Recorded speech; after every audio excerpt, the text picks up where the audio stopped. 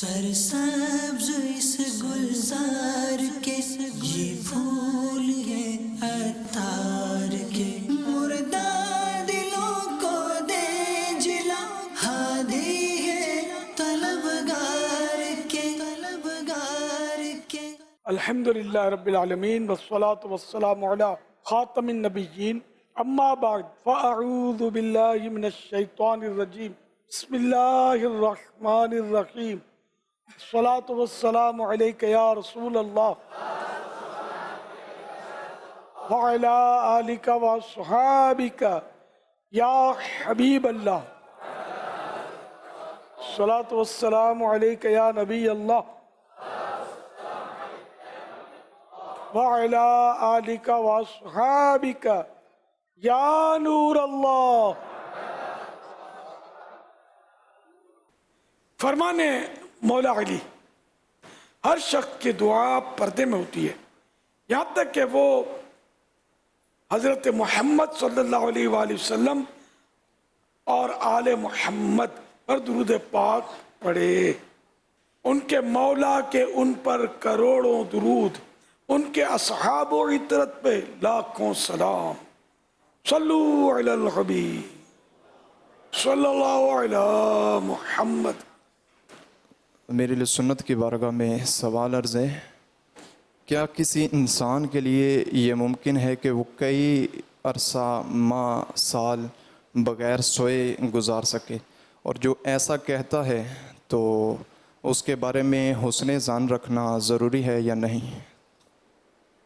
بظاہر تو مشکل ہے، لیکن بعضوں کو مرض ہوتا ہے کہ ان کو نیند آتی نہیں، تو وہ کیا کرتے ہیں کہ وہ لیٹ جاتے ہیں، جتنے گھنٹے سونا ہے نا اتنے گھنٹے پڑے رہتے ہیں، تو اس طرح پڑے رہنے سے اس کے بدن کو وہ ریسٹ ملتا ہے، آرام ملتا ہے، تو یوں ہو جاتی ہے ترکیب۔ لیکن جو سونے کی جو فوائد ہیں وہ اپنی جگہ پر ہے، یہ ایک ممکن صورت تو ہے کہ ایسے لوگ دیکھے ہیں میں نے۔ آپ کے بارگاہ میں سوال یہ ہے کہ غزالی زمان احمد سعید کاظمی صاحب کا علمی تعارف فرمائیں۔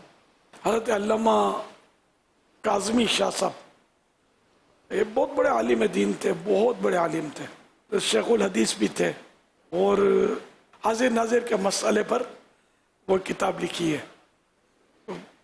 ایک مولوی تھا، بھی عالم تھا، بخاری شریف کی وہ ترجمہ بھی اس نے کیا تھا، اور مل کے ٹیم میں وہ بھی شامل تھا۔ وہ انکار کر رہا تھا میرے سامنے، پتہ نہیں دعوت اسلامی بھی شاید اس وقت نہیں بنی تھی میرا خیال ہے، تو میں نے علامہ کاظمی شاہ صاحب رحمۃ اللہ علیہ کی یہ کتاب اس کو دے دی، مولوی کو۔ اس نے وہ کتاب پڑھ کر مجھے تاثرات دیے، اب اگرچہ اس کے تاثرات میں بھی خطا تھی، تاہم مطلب اس نے تاثرات دینے کے حاضر ناظر تسلیم کر لیا سرکار صلی اللہ علیہ وسلم کو۔ اس نے کہا کہ یہ اردو بہت مشکل ہے بہت مشکل اردو، تو بولا کہ اگر تم بولو تو میں اس کو آسان کر کے لکھ دوں۔ اب میرے پاس اتنے وسائل کا میں آسان لکھوں، اگر چھپوا بھی سکوں، تو یوں مطلب یہ بہت علمی شخصیت تھے۔ فیضان علامہ کاظمی یہ اپنا رسالہ بھی ہے مکتبۃ المدینہ کا۔ علاقے پہ مختلف ذمہ داریاں ملتی ہے، لیکن ایک وقت ایسا آتا ہے کہ وہ اسلامی استقامت نہیں مل پاتی ہے، یعنی کہ ہمارے ساتھ 6 مہینے چلتے ہیں، 1 سال چلتے ہیں، 2 سال چلتے ہیں، ایسا ہوتا ہے کہ اسلامی دور ہو جاتے ہیں مدنی ماحول سے۔ تو امیر علیہ سنت آپ ارشاد فرمائے کہ ہم یعنی کہ ہماری کیا کمزوریاں ہوتی ہیں کہ اسلامی ہمارے سے جو دینی ماحول سے دور ہو جاتے ہیں۔ اور ایک عرض یہ تھی امیر علیہ سنت کی بارگاہ میں، رمضان سے پہلے آپ کا مہینے کے آخر میں بیان ہوا کرتا تھا جمعرات اجتماع میں، وہ اب بیان نہیں ہو رہا، عرض یہ تھی بیان اگر دوبارہ شروع ہو جائے۔ یہ ایک محاورہ ہے، الاستقامت فوق الکرامہ، استقامت کرامت سے بھی بڑھ کر ہے، کرامت پر بھی حاوی ہے۔ تو یہ اب ذرا ہم سے کرامت ہی صادر نہیں ہوتی، استقامت تو اس سے بھی بڑھ کر یہ ایک محاورہ ہے نا، استقامت اتنی مشکل ہے کہ اللہ پاک جس کو نصیب کرے۔ ہم چونکہ یہ مشکل کام اور رکاوٹ ڈالنے والے کا نام ہے ابلیس، مردود شیطان، جو ظاہر بڑا پاورفل ہے. تو اس لیے مقابلہ ہے سخت. اللہ پاک سے بندہ دعا کرتا رہے استقامت کی, اور دینی کام میں دل لگے نہ لگے, عمل میں دل لگے نہ لگے, کرتا چلا جائے کرتا چلا جائے, عمل کرتا چلا جائے. صحبت بھی اچھی ہی رکھے, بری صحبت استقامت کو ختم کروا دے گی. تو اچھی صحبت و عاشقان رسول کی جو باعمل ہوں, انشاءاللہ استقامت کے اسباب ہوتے چلے جائیں گے. رہا یہ کہ میں بیان میں سست بہت ہوں, بیان نہیں کر پاتا, اور کمزوری بھی اتنی ہو گئی ہے. میں جمعرات کو جیسے بیان کیے نا میں نے, تو اب یہ بیان کا انداز اس میں کیا میں بات چیت کر رہا ہوں, اس میں تھکن کم لگتی ہے. اس میں بیان میں ذرا زور سے پھر وہ اشعار بھی جوش میں آگے پڑھ لیتا ہوں, پھر دعا میں بھی زور لگتا ہے. پھر جو مجھ پر گزرتی ہے وہ کوئی میرے پاس عیادت کرنے والا نہیں ہوتا. ایسی تھکن اور بازو کا بس ترکیب آؤٹ ہوئی ہے میری اس کمزوری کے حساب سے. اب ایج فیکٹر ہے, تو اس لیے پھر اب جرت نہیں ہوتی. اب میں اس طرح جس طرح بول رہا ہوں اس طرح بیان کروں گا تو سننے والوں کو مزہ نہیں آئے گا. سننے والوں کو بھی تھوڑا یوں ایک بیان کا ایک اپنا انداز ہوتا ہے, اور سوال جواب کا اپنا انداز ہے. بارہ دل کرتا ہے میں بیان کروں. وہ پہلے میں بیان کرتا تھا, خاص کر وہ سالانہ اجتماع میں عصر کے بعد کا بیان پورا زور لگا دیتا تھا, پتہ بھی نہیں چلتا تھا. یہ مطلب مبالغہ کروں تو واقعی مطلب پھر لوگوں سے ملنا جلنا یہ سب اب اس وقت, اور اب عمر میں ظاہر اب تقریباً 500 سال گزار لیے, 75واں سال ہے ہجری سن کے حساب سے. اللہ بس چلتا پھرتا رکھے, کسی کا محتاج نہ کرے, ہم دین کی خدمت کرتے رہیں, اور اللہ کے دین کے لیے مل کر ہم بیٹھتے رہیں, یہ دعا فرماتے رہیں. اور ایمان کی سلامتی رہے, اللہ پاک اپنے در کا محتاج رکھے, کسی غیر کا محتاج نہ کرے. یا سیدی, ام اتار کے سال ثواب کے لیے 12 ماہ میں سفر جاری ہے. ماشاءاللہ. آپ کی بارگاہ میں سوال عرض ہے کہ آپ اپنے مرید کو اور خاص طور پہ 12 ماہ کے جو مسافر ہیں ان کو کیسا دیکھنا چاہتے ہیں, اور ہم اس کے لیے کیا کریں؟ 12 ماہ میں سفر کس طرح کریں کہ جدول کو مینیج کر کے چلایا جائے کہ وقت بھی ہمارا ضائع نہ ہو؟ جدول تو آپ کو دے گی آپ کی مجلس. میں آپ کو جو 12 ماہ والے ہیں یا جو بھی ہیں اپنے صاحب بھائی سب کو بعمل دیکھنا چاہتا ہوں. میں بن نہیں سکا بعمل, لیکن بعمل مجھے پسند ہیں.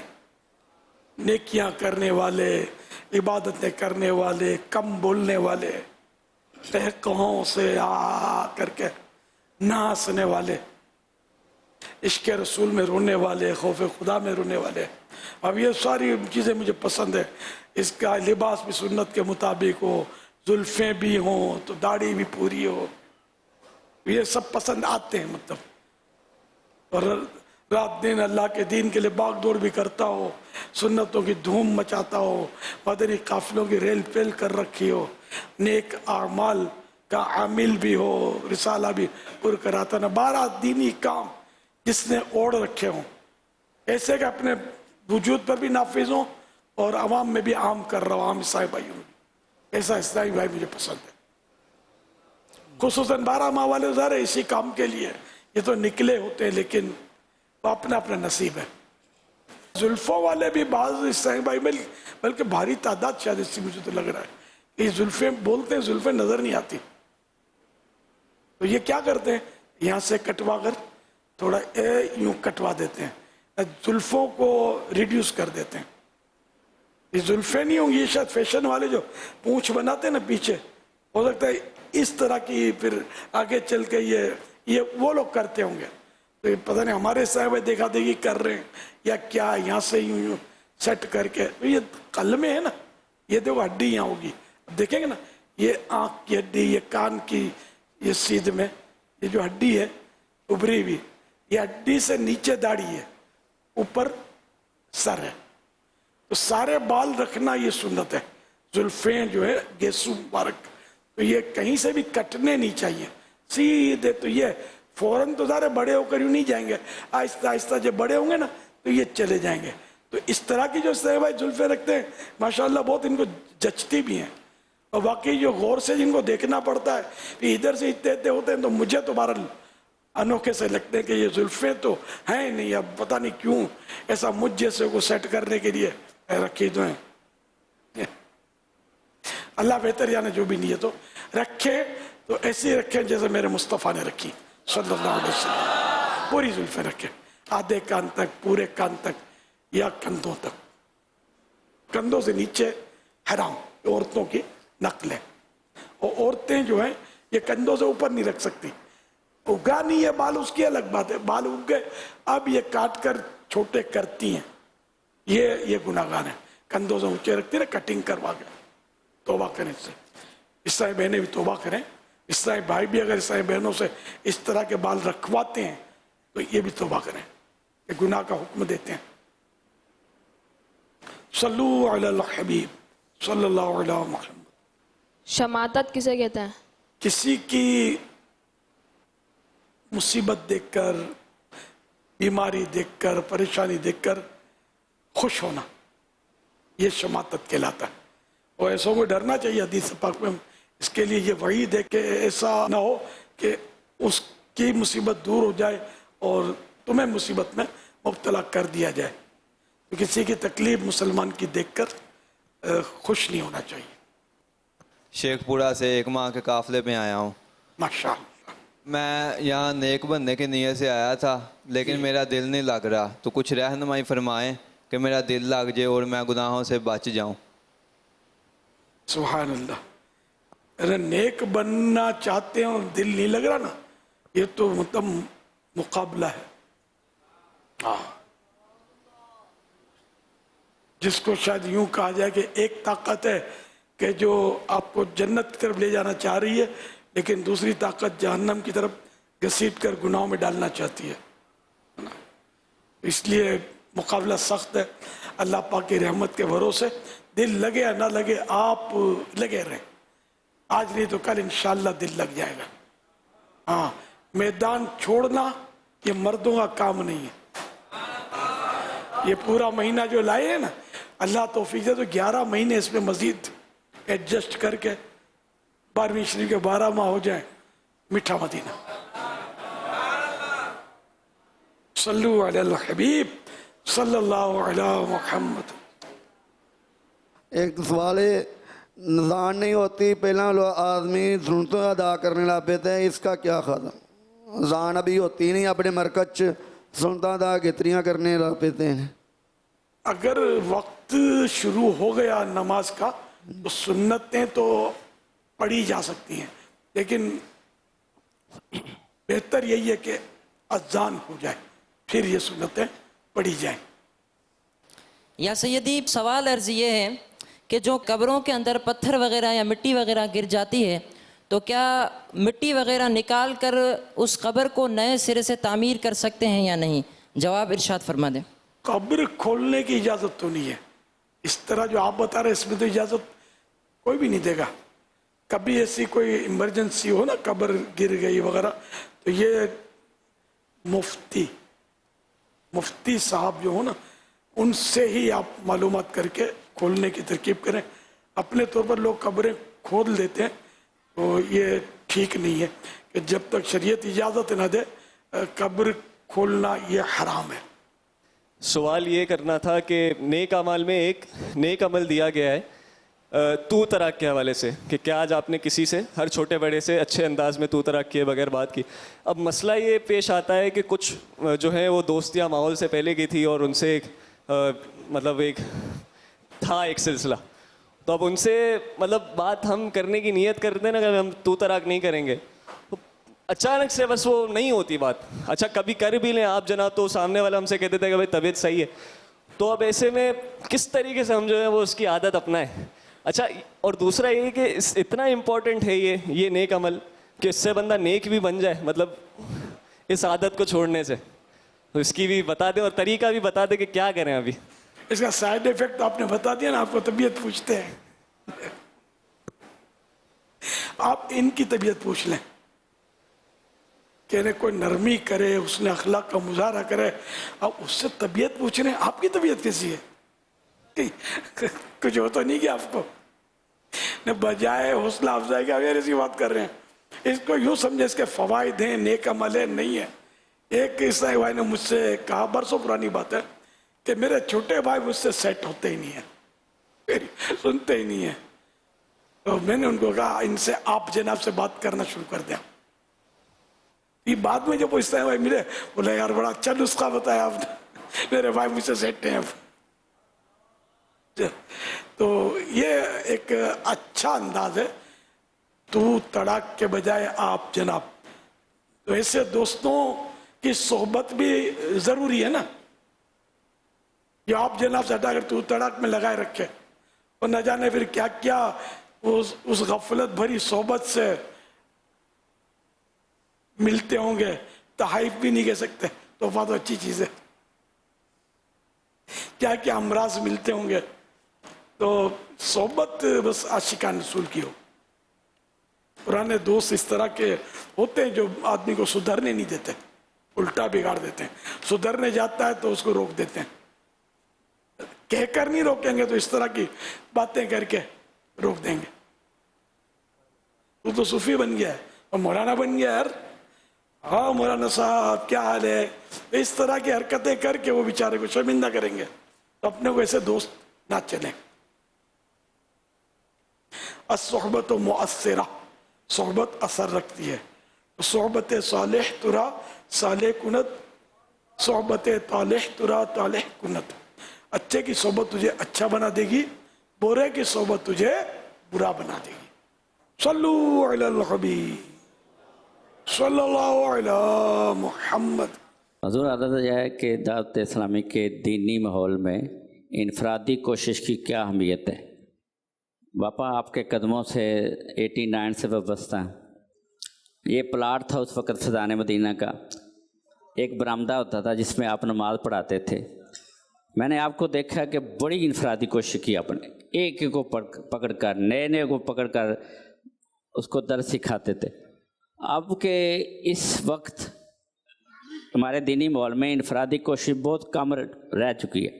تو عرض یہ ہے کہ 89 سے وابستہ ہیں تو دعا فرما دیں یہ اسی طرح وابستہ رہیں اور اسی مدنی ماحول میں موت آئے. آمین. اصل وہ کام کی جان انفرادی کوشش ہے, دینی کام کی جان انفرادی کوشش ہے, اور یہ واقعی نہیں کرتے. یعنی یوں سمجھو کہ میں نے بیان کیا اتنے بندے اکٹھے ہوئے, تو اپنا پوچھنا یہ کہ بندے تو اتنے اکٹھے ہو گئے, بندے بنے کتنے؟ بندے اکٹھے کرنا کوئی کمال نہیں ہے, بندے بنانا کمال ہے. تو ہر ایک اپنے کو سوچے یار اتنے سال ہو گئے بندہ بنایا کہ نہیں. آپ نے کسی پر انفرادی کوشش کی ہو اور وہ مطلب نمازی بن گیا ہو, دعوت اسلامی کے دینی ماحول سے وابستہ ہو گیا ہو, ایسے کتنے بنائے آپ نے. تو آپ کو شاید ہو سکتا ہے کہ یوں لگے کہ ہاں یار, آپ بناؤ, آپ کوشش کریں. جب جاگے ہوئے سویرا, جیسے آصف بھائی کہہ رہے ہیں نا, واقعی ایک دور تھا میرا, ایک پر گھروں پہ جانا, ان کو نمازوں کے لیے جگانا, اور بس وہ دور یہ بھی گزرا. ایک میں کوششیں کی ہیں الحمدللہ, اللہ قبول فرمائے, اور اس سے آپ کی ترغیب کا سامان ہو. میں مذہب قدرتی ہوتا ہے, کوئی قدرتی ایکٹیو ہوتا ہے, چین نہیں پڑتا. مکہ مکرمہ میں ایک جگہ ہم جبل نور کے سائے میں, کسی پاکستانی نے, میں نہیں جانتا تھا لیکن لوگ محبت تو نام تو ہو گیا تھا ان دنوں بھی تھوڑا بہت دعوت اسلامی, لیکن وہ دعوت اسلامی کے سمجھو شروعات کا دور تھا, کوئی یہ 25-30 سال پرانی شاید بات ہوگی. تو دعوت کی ہماری, ہم گئے, اسلامی بھائی مل گئے وہاں, انہوں نے کچھ اپنے حاجی صاحبان بھی اکٹھے کیے تھے. تو مجھے وہ اچھی جگہ کوئی نہیں, گاؤں تک یہ پر بنا کے بٹھا دیا تھا. میں بیٹھا رہا, کھانا پینا ہو گیا, اب بیٹھا تھا میں, تو اب میں اس سے بیٹھے بیٹھے کیا کروں یار, لوگ میری طرف آ نہیں رہتے, شاید جانتے نہیں تھے مجھے. میں اٹھا اور ان کے پاس جا کر السلام علیکم کر کے بیٹھ گیا. ہم ان دنوں وہ کیسٹ لے جاتے تھے, آڈیو کیسٹ, ویڈیو نہیں ہوتی تھی ہمارے پاس, آڈیو. تو یہ کیسٹیں دی, رسالے بانٹے, ان میں ان سے کوئی دعا سلام یہ وہ سب میں نے کوششیں الحمدللہ کی تھی. تو یہ میں نے ایک بات بتائی کہ جیسے عام طور پر ایسا ہوتا ہے کہ جو تھوڑا نام ہو مذہبی, جو بھی آپ سمجھ سکتے ہیں کہ میرا ایک نام یا جو بھی, تو کیا ہوگا کہ لوگ آئیں دست بوسی کریں یہ, لیکن الحمدللہ میں نے یہ بھی کیا ہے جا کر, اور شورا والوں کو بھی میں نے چند بار کہا ہے, یا ویسے مدنی مشوروں میں کہ دیکھو کام بلا کے نہیں, جا کے کرنے سے ہوگا. آج ہم ان کو یاد ہوگا, حقیقت یہی ہے کہ جا کر جتنا کام ہوگا نا, بلا کر اتنا کام نہیں ہوگا. ہم کسی علاقے کو بلائیں گے تو وہ آئیں گے, لیکن کیا وہ کچھ آئیں گے, ہم اس علاقے میں پہنچ جائیں گے تو ڈیر لگ جائے گا, قریب گھر سے نکل کر آ جائیں گے. تو اس لیے کام جا کر لوگوں سے مل کر, مجھے لوگ بلاتے, نکلتا ہے مولانا بچہ روتا ہے تعویذ لکھ دو, میرے دادا جان بیمار ہیں ذرا دم کر جاؤ, تو بلڈنگوں میں چڑھ جانا اور بیٹھ کے تعویذ لکھ دینا. اس طرح مطلب ہوتا تھا میرا. مجھے میرا دوست ایک ہوتا تھا, وہ بولتا تھا یار آپ لکھ کے لگا دو کہ عصر کے بعد ملاقات ہو, جس کو ضرورت ہو آپ کے پاس آئے, یہ نہیں کرو یار میں اتنا بڑا آدمی تھوڑی ہوں, میں لکھ کے لگا دوں گا عصر کے بعد ملاقات کا ٹائم ہے, میرے پاس آتا کون, یہ بھی تو ہے نا. خیر, تو الحمدللہ مطلب اس طرح کرتے کرتے کسی کا دیکھا دری بچھی ہوئی ہے, تعزیتی ماحول, جا کے بیٹھ جانا اور معلوم کرنا بھائی اس کی والدہ فوت ہو گئی ہے, اس کے قریب سرک کے جانا, تعزیت کرنا, بھائی دعا مانگو, فاتحہ یہ وہ, اس طرح کر کے چلا جانا. تو آپس میں لوگ پوچھتے ہوں گے یار کون تھا, تو کوئی نہ کوئی تعارف کروا دیتا ہوگا. تو اس طرح مطلب یہ کہ ایک میری کوالٹی بتا رہا ہوں. میں اسپتالوں میں بہت گیا ہوں, مریضوں کی عیادتیں بہت کی ہیں, جنازے اتنے پڑھے ہیں کہ آپ لوگ کیا پڑھیں گے, اتنے جنازے پڑھے, اور اتنی بار قبرستانوں میں جا کر میت دفنائے ہوں گے میں نے. یہ کام بہت کیا میں نے الحمدللہ, لیکن آخر کار تک کیا, جب کام بڑھتا ہی چلا گیا نا. اور نکاح بہت پڑھا ہے میں نے دولہا کے. اب چونکہ میں نے کبھی پیسے تو لیے نہیں نکاح پڑھانے کے, تو اب مجھے کبھی ایسا ہوتا تھا کہ دور دراز بلاتے تھے, تو اب یہ کرایہ کا بھی نہیں پوچھتے تھے کہ آپ ٹیکسی میں آئے ہو, چلو کرایہ ہی رکھ لو. ایک چٹکلا بتاتا ہوں کہ مطلب ہماری قوم بھی اسی طرح ہے کہ جو نہیں لیتا اس کو بالکل ہی وہ کرایہ بھی مت دو. میں پیسے کہاں سے لاؤں گا یار اتنے. خیر میں نے مانگے نہیں, میں اب یہ چٹکلے سنا رہا ہوں آپ کو. تو میرے کیا وہ نکاح میں نے پڑھانا ہوتا تھا, محفل نعت کا ہم نے ذہن دیا تھا. پہلے میوزیکل پروگرام اور یہ ڈھول ڈھولکیاں ہوتی تھی, تو ماحول ایک بنا, کچھ آگے بڑھے, تو ہم نے ذہن دیا کہ نعت خوانی کرو. اب نعت خوانی کا ذہن دیا تو آپ آؤ. تو تقریباً جو بھی شادیاں ہوتی کراچی میں اپنے جو ترکیب میں تھے, کسی کے بھائی کی کسی کی بہن کی, تو نعت خوانیاں ہوتی تو میں نعت خوانیوں میں حاضری دیتا الحمدللہ. تو نعت خوانی عام طور پہ نکاح سے پہلے ہوتی تھی. نعت خوانی میں جاتا, پھر نکاح پڑھاتا, پھر ولیمے میں جاتا. یہ 3 کام. اب یہ سر تینوں کام ٹائم مانگتے, ٹائم تو لگتا ہے, کوئی مشرق میں کوئی مغرب میں, کراچی شہر بھی آپ کے سامنے. تو پھر میں تھک گیا, پھر میں پیچھے ہٹ گیا. میں نے کہا اور بہت سارے کام کرنے تھے جو رہ جاتے تھے. اب میت ہر ایک بولے جنازہ بھی الیاس ہی پڑھا ہے, تو اب میں تھک گیا یار. نکاح پڑھانے میں نے سختیاں کر دی, میں نہیں آؤں گا, تم کو لانا ہے دولہے کو تو دولہا آ جائے، بارات آنی شروع ہو گئی.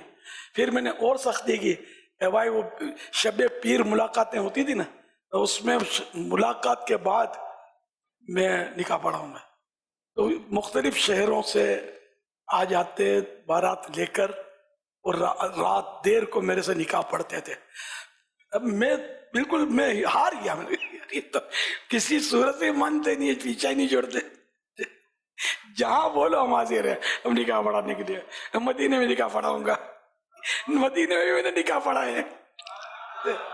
یعنی یہ نہیں کہتا تھا کہ مدینے میں پڑھاؤں گا، بس کسی کا پڑھا دیا تو پھر یوں بھی آنا شروع ہو گئے. تو مجھے باپو شریف کی بلا اللہ غنی کی رحمت کرے، یہ انہوں نے فرمایا تھا کہ ریاض کیسے ہوگا یہ مدینے میں یہ نکاح، تم یہ کب تک پڑھاؤ گے ان کے. خیر تو وہی ہوا کہ پھر اب سب کچھ مجھ سے چھوٹ گیا، سب چھوٹ گیا. اب تو جنازوں میں بھی نہیں جا سکتا، میں قبرستان بھی بس جاتا ہوں تو کبھی لگے ایسا تو بعض اوقات رش ہو جاتا ہے تو وہ سیکورٹی کی وجہ سے اتر بھی نہیں پاتا. میں کھلی جگہ سے بچنا چاہیے. تو یوں مطلب ترکیب ہے، مطلب کہ اب میں قبرستان بھی کم پہلے جایا کرتا تھا، اور تدفین میں بھی کئی سال ہو گئے میں نے حصہ نہیں لیا. تو آپ کوئی ایسا اپنا ہدف لے لیں کہ بھئی ہفتے میں کم از کم ایک جنازے میں قبرستان تدفین میں جاؤں گا، ہے نا، ایک کم از کم. یہاں مسجد میں آپ ہیں وہاں جنازے تو آ ہی جاتے ہیں، ایک میں چلے جائیں، آپ کی مرضی کا وقت ہو. تو ان کے ٹائمنگ موافق نہیں آتے. میں بھی یوں بھی پریشان ہو گیا نا، کسی کا 10 بجے جنازہ دن کو تو کسی کا رات کو 10 بجے، کسی کا دوپہر کو. اب راتوں کو بیان اور میٹنگ، پہلے مدنی مشورہ نہیں بولتے تھے، اجلاس بولتے، یہ بھی کچھ نہ کچھ کام ہوتا ہے. تحریری کام شروع کیے، پھر جا نہیں پاتا تھا میں. ایک جنازہ ہفتے میں شرکت کرنی، غسل میت، کفن.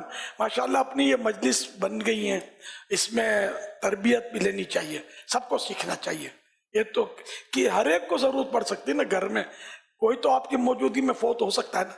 صلو علی الحبیب صلی اللہ علی محمد. سرسبز اس گلزار